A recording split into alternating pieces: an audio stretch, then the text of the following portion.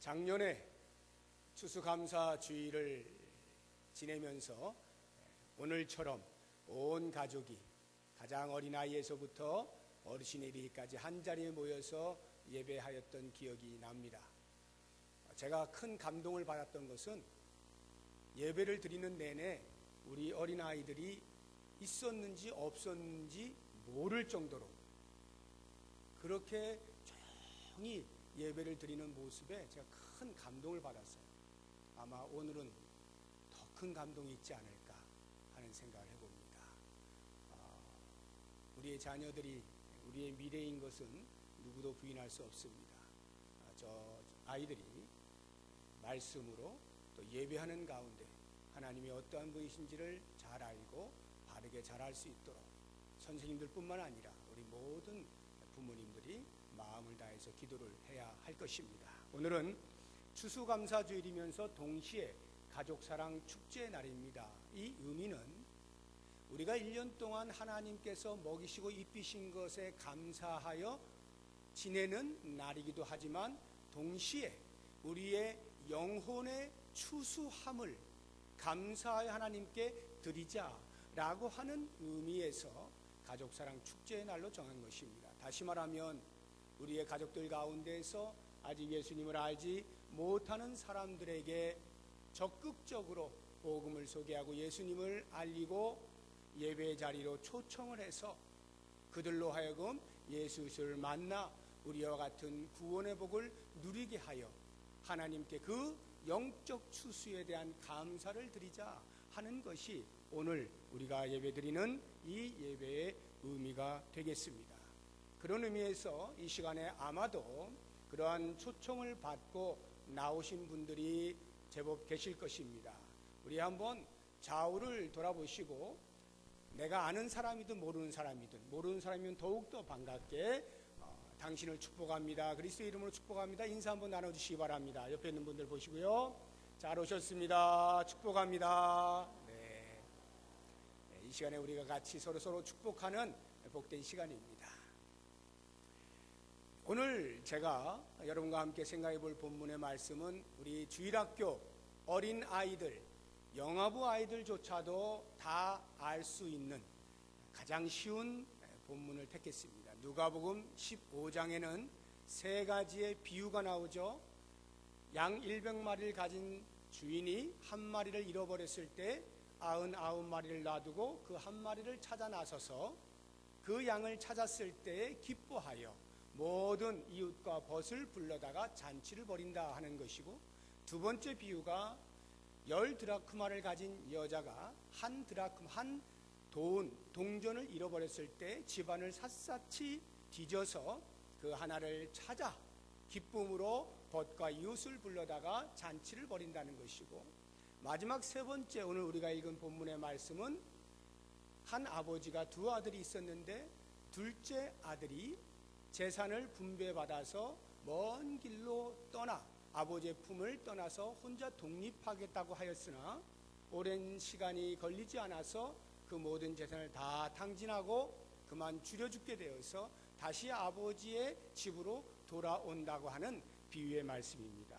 이 세 번째 비유를 우리가 집중적으로 한번 말씀을 통해서 살펴보도록 하려고 하는데요. 아시는 대로 여기에 등장하는 아버지는 하늘 아버지 하나님을 상징하는 것이고요. 큰 아들은 이미 하나님을 믿고 있는 사람들, 그 당시로 하면 유대인들이 되겠습니다. 그리고 멀리 떠나갔던 둘째 아들은 그 당시로 하면 세리나 죄인들, 예수님께서 늘 가까이 하면서 음식을 같이 먹고 복음을 전하고 친구처럼 대했던 그들, 오늘날로 하자고 하면 큰아들은 아마도 오랫동안 예수를 잘 믿고 있는 성도들을 의미할 수가 있겠고요.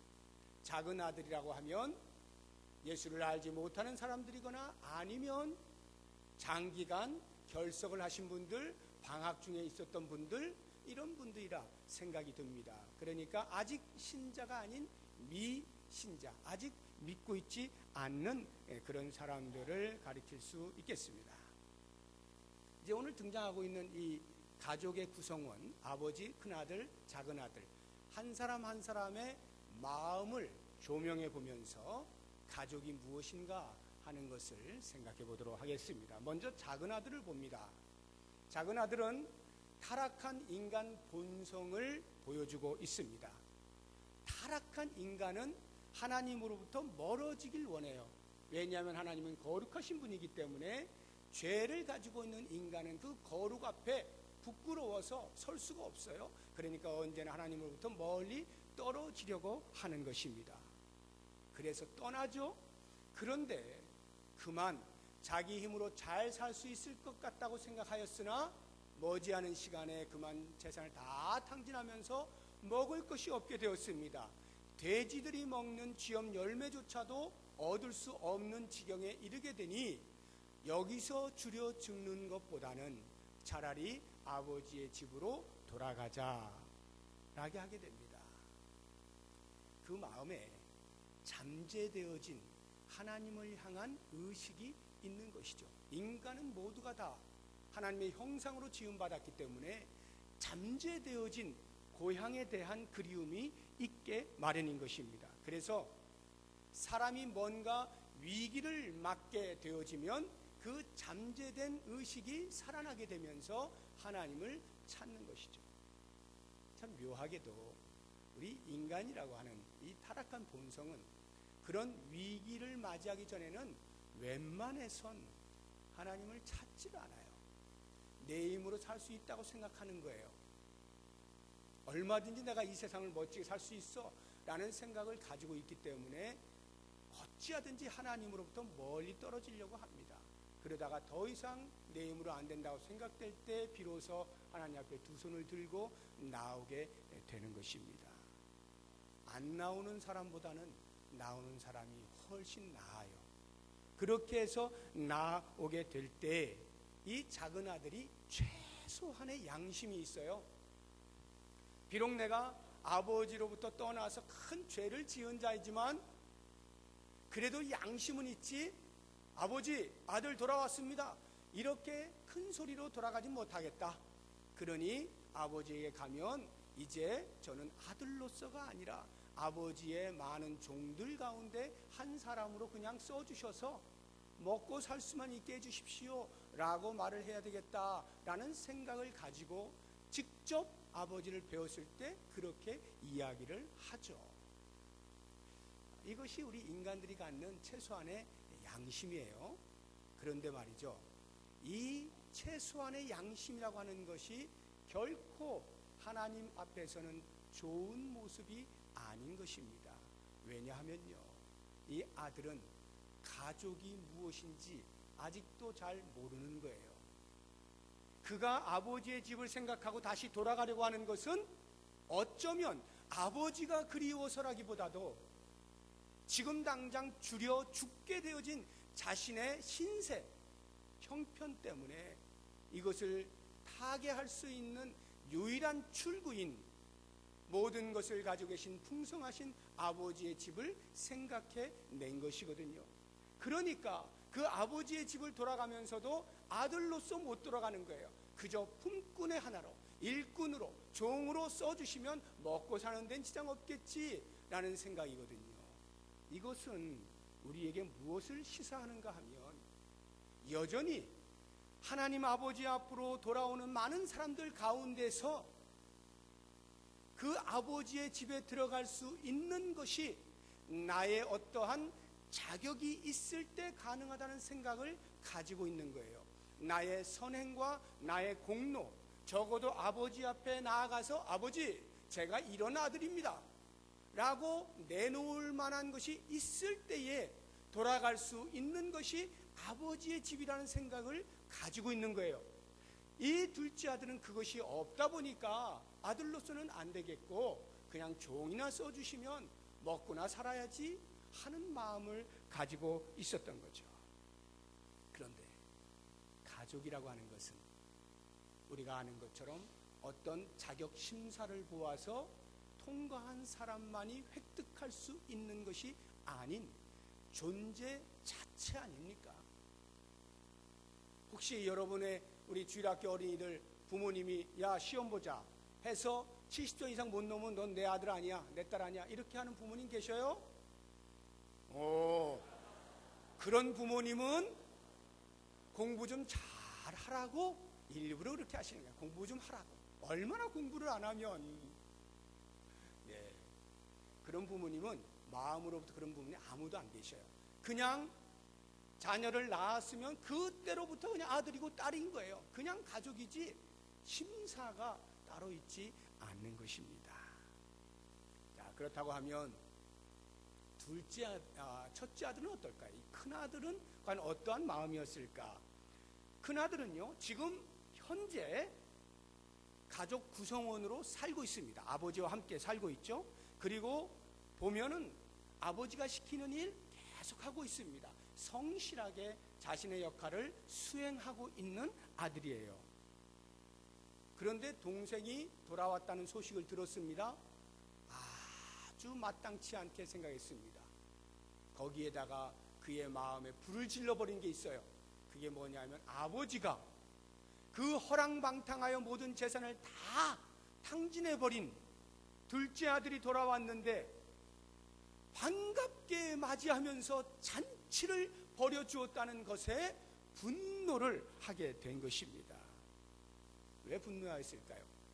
큰아들이 생각하는 둘째 아들에 대한 아버지의 태도는 적어도 이런 것들 가운데 하나는 돼야 되지라는 생각을 가지고 있었던 것 같아요. 첫째는 쫓아내는 거예요.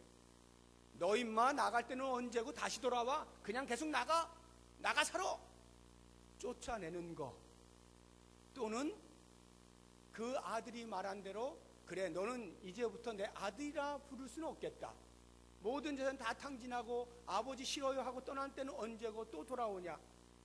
그렇지만 내가 너를 죽일 수는 없으니 일꾼으로 삼겠다. 신분의 강등.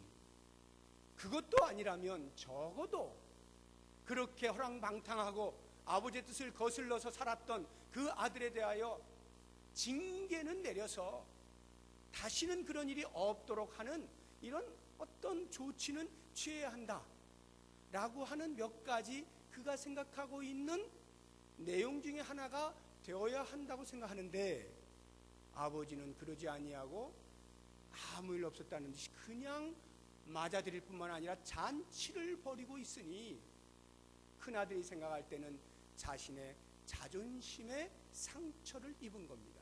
내가 무시당하고 있구나. 나는 아무것도 아니구나. 내가 지금까지 아버지를 위해서 이렇게 말없이 충성을 했는데 나는 거들떠도 보지 아니하고 어떻게 저런 아들을 두 팔을 벌려서 반길 수가 있단 말인가. 자신의 무시당함에 대하여 견디질 못하고 있는 것입니다. 큰아들의 모습을 보면서 뭘 느끼십니까? 이 큰아들도 역시 가족이 뭔지 아직 정확하게 이해를 하지 못하고 있는 거예요. 가족이 뭔지 이 정도로는 살아야 가족이지라고 하는 그 선입관. 오늘날로 하면 우리가 혹시라도 주의 교회를 들어오는 많은 사람들이 있는데 그 사람들을 나도 모르는 사이에 색안경을 끼고 보면서 내 색에 맞는 사람들만을 원하는 선입관은 없는지, 그 색에 맞지 아니할 때 아이 뭐 저런 사람이 들어왔어 그래, 아유 뭐 사회적으로 볼 때 별 볼 일 없고 가진 것도 없어 보이고 추해 보이고 천해 보이고 하는 이런 사람들이 세상이 주고 있던 그 모든 기준에 따라서 사람들을 판단하고 평가해서 선입관을 가지고 저런 사람들은 우리 교회에 안 왔으면 좋겠어 라는 생각을 혹시 갖지 않습니까? 큰아들의 모습과 다를 바가 없는 거죠. 그 사람은 그리스도 안에서 가족이 뭔지를 아직 정확하게 알지 못하고 있는 거예요. 가족이란 내가 싫든 좋든 가족인 거예요. 여러분 실제 그렇지 않습니까? 우리 가족들 가운데서도 말 안 하고 사는 사람들 계시잖아요. 오랜 시간 나하고 너무 안 맞아, 만나기만 하면 싸워, 그러니 차라리 안 보는 게 나아 하고 담 쌓고 사시는 분들 종종 계셔요. 그런가 하면 죽고 못 사는 그런 또 친한 가족도 있어요. 대부채의 가족들은 이렇게 내가 좋으면 더 좋고 내가 마음에 안 맞으면 거리를 두고 하는 일들이 있지만 그것은 결코 좋은 가족의 모습이 아니죠. 어느 누가 그 모습을 본다 한들 괜찮은 가족이네, 지혜로운 가족인데 이러는 분은 없어요. 좋은 가족은 어찌되었든 내가 좋든 싫든 한 울타리 안에 있는 존재임을 인식하는 것입니다. 이것이 가족이에요. 자, 그렇다고 하면 이제 아버지를 한번 보세요. 우리 주일학교 어린이들, 내 아버지를 한번 생각해 보세요. 내 아버지 나에게 어떠한 존재인가 하는 것을 오늘 이 말씀을 통해서 한번 비교를 해보세요. 자, 이 아버지, 작은 아들이 떠났습니다. 얼마나 가슴이 찢어졌겠어요. 쉽게 이야기하면 가출을 한 거예요. 그러니 아버지는 그날로부터 잠을 못 자는 거예요.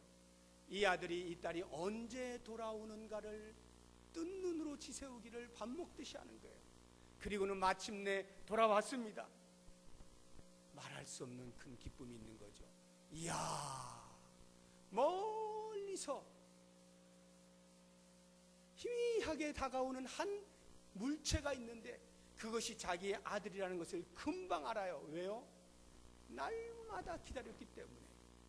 돌아오고 있는 그 둘째 아들은 몰골이 말이 아닐 것입니다. 먹을 것이 없었잖아요. 굶주렸을 거예요. 빼빼 말랐을 거예요. 더군다나 그 먼 길을 걸어왔으니 흙먼지 투성이에다가 거지도 그런 거지가 없는 상거지의 모습으로 돌아오지 않았겠어요? 그런 모습일지라도 아버지는 자기의 아들을 한 번에 알아보는 거예요. 멀리서 알아보고 달려가서 그를 꽉 껴안고 입을 맞춥니다. 이 아버지의 심정을 잘 표현하고 있는 구절이 20절 말씀입니다. 20절 한번 보세요. 이에 일어나서 아버지께로 돌아가니라. 아직도 거리가 먼데 아버지가 그를 보고 측은히 여겨 달려가 목을 안고 입을 맞추니. 그런 상거지의 모습을 하고 있는, 지저분해도 그렇게 지저분할 수 없는 그 아들인데 뭐 좀 닦고 좀 어떻게 하고 뭐 앉든지 입을 맞추든지 아버지는 그럴 생각이 없는 거예요. 그냥 아들 자체인 거예요. 아들이 돌아오니까 곧바로 그냥 내 아들아 내 아들아 한 것 아니겠습니까? 아버지는 어떠한 판단이나 추궁을 하기 이전에 아들됨을 인하여서 그 아들의 돌아옴을 적극적으로 환영하고 있는 모습을 볼 수가 있는 것입니다. 이게 가족이에요. 이게 가족이에요.